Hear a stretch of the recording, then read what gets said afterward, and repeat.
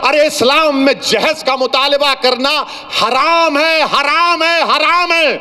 मैं यहाँ पर अपनी बात को ख़त्म करने से पहले एक बात का जिक्र करना ज़रूरी समझता हूँ कि अहमदाबाद में जो मुसलमान बच्ची का दर्दनाक दिलसोज वीडियो आया है जिसने खुदकशी कर ली, मैं आप तमाम से अपील कर रहा हूँ, चाहे आप कोई भी मज़हब के हों, इस जहेज की लानत को ख़त्म करो, जहेज की लानत को ख़त्म करो। अगर तुम मर्द हो ना तो बीवी पर जुल्म करना मर्दानगी नहीं है,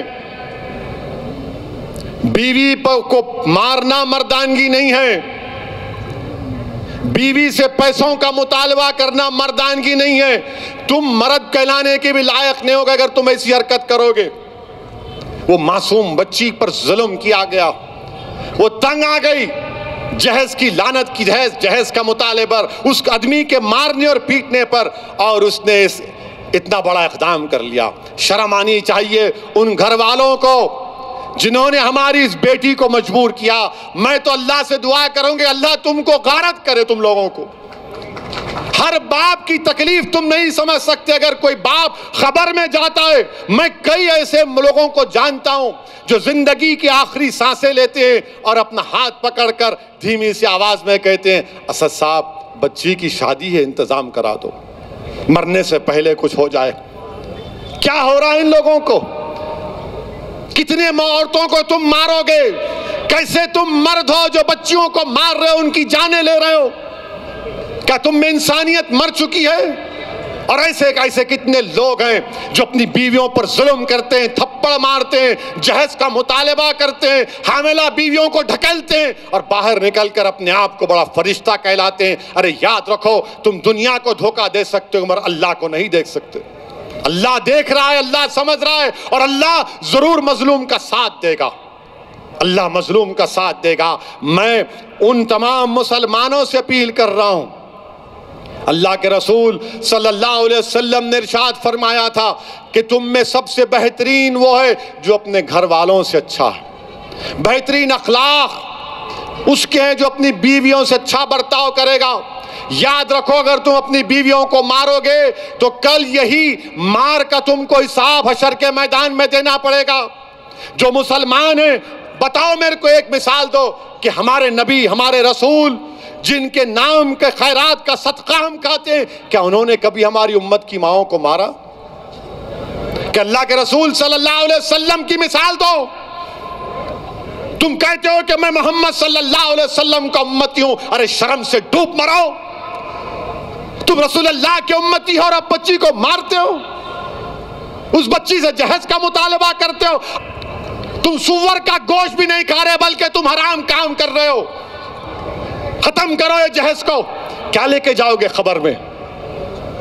हैदराबाद की, दखन की तारीख भरी पड़ी है, महलात हैं बादशाहों के, उनके मकबरे पर आज फूल डालने वाला कोई नहीं है। क्या लेके जाओगे तुम किसी बच्ची पर जुल्म करके? कितनी दौलत तुमको चाहिए? जुल्म करे उस बच्ची पर, तकलीफ होती है, शर्मिंदगी होती है। सोचो इस बात को, खत्म करो इन बुराइयों को अपने माशरे से।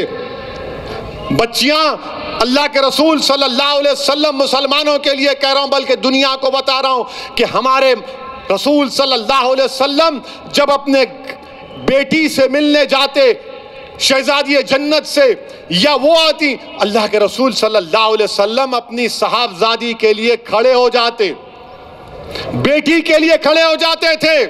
हजरत फातिमा के लिए पेशानी पर बोसा देते अपनी बेटी को। और तुम क्या कर रहे हो? मेरे अजीज दोस्तों और बुजुर्गों, ये मंजलिस के जिम्मेदारों की, मंजलिस के जिम्मेदारों का जलसा है। हमारी भी कोशिश होनी चाहिए कि पहले अगर हमारे घर में ऐसा हो रहा है इसका खात्मा करो, हमारे महल्ले में हो रहा है समझाओ उन लोगों को, समझाओ उन लोगों को। और मैं हमारी बेटियों से कहूंगा कि डरना नहीं, तुम हरगिज अपनी जान नहीं लेना, तुम कभी अपनी जान नहीं लेना, कभी नहीं लेना तुम अपनी जान। तुम जिंदा रहो, हम तुम्हारे साथ हैं। तुम्हारी जान की कीमत है मेरी बेटियों। अगर तुम्हारा बाप तकलीफ में है तो हम भी तकलीफ में, मगर कभी अपनी जान मत लो। छोड़ो, लात मारो उस गधे को, उस जालिम को जो तुमको मारता है, तुमसे जहेज का मुतालबा करता है। तुम्हारी जिंदगी बहुत बड़ी है, लात मारो उसको, कानून को इस्तेमाल करो, मत गुजारो ऐसे जालिमों के साथ जिंदगी। क्या फायदा उस बाप पर क्या बीत रही होगी जो वीडियो देखा होगा अपनी बच्ची की मौत का, जिंदा रहते हुए मर गया होगा अगर जिंदा है तो। मेरे अजीज दोस्तों और बुजुर्गों, इस बुराई का खात्मा हमको करना है, औरतों का साथ देना है, औरतों को हकीर मत समझो, औरतों का साथ दो, औरतों का साथ दो, इनको हमको माशरे में आगे बढ़ाना है। यकीनन जो हिजाब पहनते हैं कोई रोकता नहीं है, बुर्का हिजाब उनकी तरक्की की नहीं रोक सकता। कल नासिक से एक बच्ची मेरे को फोन की और बोली असदुद्दीन ओवैसी तुम्हारा बहुत बड़ा नाम सुनी, जरा गर्म लहजे में बात कर रही थी। मैं समझा कुछ है अब, मैं अम्मा रिकॉर्ड तो नहीं कर रहे तो बोले नहीं नहीं बात करना है। मैं बोलो, बोले मेरे को हैदराबाद के एरोनॉटिकल या स्कूल है उसमें मेरे को पायलट की ट्रेनिंग हासिल करना है। मैं उसके इम्तिहानात पास कर ली, मेरी फीस 20 लाख है, आप क्या मदद कर सकते? मैं बोला अम्मा रिकॉर्ड तो नहीं कर रहे। बोले बार बार क्यों पूछ रहे आप? बोला नहीं फिर चला देते। बोला इंशाअल्लाह ताला मैं मालूम करूँगा। बच्ची क्या बोली? मैं मुसलमान बच्चियों के लिए रोल मॉडल बनना चाहती हूँ, उस हिसाब मैं पायलट बनना चाहती हूँ। और बने हैदराबाद में, हैदराबाद से भी हमारे एक उर्दू अखबार के सियासत के जिम्मेदारों ने एक बच्ची को ट्रेनिंग दिलाई थी, वो पायलट बनी। बोली मेरे को पायलट बनना है असदुद्दीन ओवैसी साहब, मैं रोल मॉडल बनना चाह रही हूँ। मैं सलाम करता हूँ इन बच्चों के स्पिरिट को।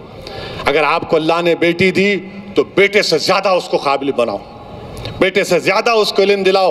और याद रखो मैं भी साहिब औलाद हूँ, मगर जितनी मोहब्बत मैं अपनी बेटियों में देखता हूँ, अल्लाह का बहुत बड़ा करम है, अल्लाह का बहुत बड़ा करम है मुझ पर। मेरे अजीज़ दोस्तों और बुजुर्गों, ये बात कहना ज़रूरी समझता था, इसीलिए आपके सामने रख रहा हूँ। मजलिस-ए इत्तेहादुल मुस्लिमीन भारत के किसानों के साथ खड़ी हुई है।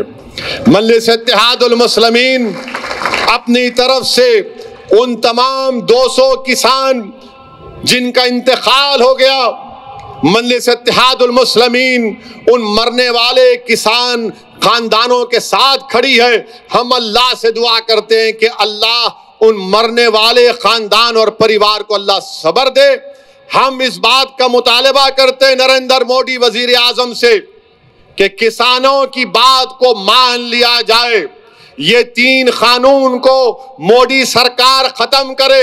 ये कोई आसमान का सहीफा नहीं है कि आप इस कानून को वापस नहीं ले सकते। नरेंद्र मोदी सिर्फ अपनी अनानियत के लिए, अपने गुरूर के लिए, अपने आप को दिखा रहे हैं कि मैं कभी नहीं सुनूंगा। आपसे हम कहना चाह रहे हैं मिस्टर मोदी, यकीनन आप गरीब खानदान से उठकर भारत के वजीर आजम बने, आपने गरीबी को देखा है अगर, तो आप इन किसानों की बात को मान लो। 200 किसान एहतजाज में अब तक मर चुके हैं। मैं सलाम करता हूं पंजाब के किसानों को, मैं सलाम करता हूं हरियाणा के किसानों को, मैं सलाम करता हूं उत्तर प्रदेश के किसानों को, मैं सलाम करता हूं राजस्थान के किसानों को, मैं पूरे भारत के किसानों को सलाम करता हूं। आप अकेले नहीं हैं, हम भी आपके साथ हैं। आपके मुतालिबात हक बजानिब है और सरकार को उनकी बात को सुनना है। अरे अगर हमारे टेबल के ऊपर चावल आती है, रोटी आता है, दाल आता है, तरकारी आती है, तो वही किसान की वजह से जो मेहनत और जुस्तजू करता है, उस जमीन पर, बंजर जमीन पर चलाकर उसको नरम करके, बीज बोकर, मेहनत करके फसल को उगाता है। कैसी ऐसी हुकूमत है जो इन गरीबों की तकलीफ को नहीं समझ रही है? क्या फायदा मिस्टर मोदी आपके 300 MP का, जब आपके 300 और आपकी हुकूमत में गरीबों के ताल्लुक से धड़कता हुआ दिल ना हो? क्या फायदा ऐसी हुकूमत का जो 200 किसान मर गए, एहतजाज के नाम पर मर गए, मगर आप 10 से मस्त नहीं हो रहे। अरे छोड़ो इन चीजों को मिस्टर मोदी, आपकी मकबूलियत में, आपकी ताकत में कोई कमी नहीं आएगी अगर आप इन मासूम किसानों की बात को सुन लेंगे। आप कहते हैं आओ बात करो। अरे आओ बात करने का मतलब क्या है? बात करना है तो आप कह दीजिए उनको बुलाकर कि मैं तुम्हारे साथ खड़ा हूं, ये गरीब किसान है। और याद रखिए, मैं हुकूमत को बता रहा हूं, मैं बता रहा हूं कि आपकी हुकूमत के खिलाफ इतने लोग हैं इस मुल्क में कि किसानों का एहतजाज, उस तमाम जो लोग आपकी हुकूमत के खिलाफ उस एहतजाज में शामिल हो रहे हैं और होते जाएंगे इंशाअल्लाह ताला। ये एहतजाज एक मुल्कगीर पैमाने पर चलेगा। आप इन मीडिया के लोगों पर भरोसा मत करिए जो कह रहे अरे नहीं कम हो रहे, लोग कम हो रहे, वहां कोई कम नहीं हो रहा, वहां पे कोई कम नहीं हो रहा। अगर कोई कम हो रहा तो बीजेपी की सियासी जमीन सिसकती जा रही। सर्जिकल स्ट्राइक के माने ये है, अब सर्जिकल स्ट्राइक के माने बताता हूं आपको। मैं उस वक्त बल्दिया के इलेक्शन में कह सकता था मगर मैंने नहीं कहा। सर्जिकल स्ट्राइक के माने ये है कि अहमदाबाद में जहां पर मुसलमानों की बस्तियां हैं वहां पर कोई डेवलपमेंट नहीं होगा।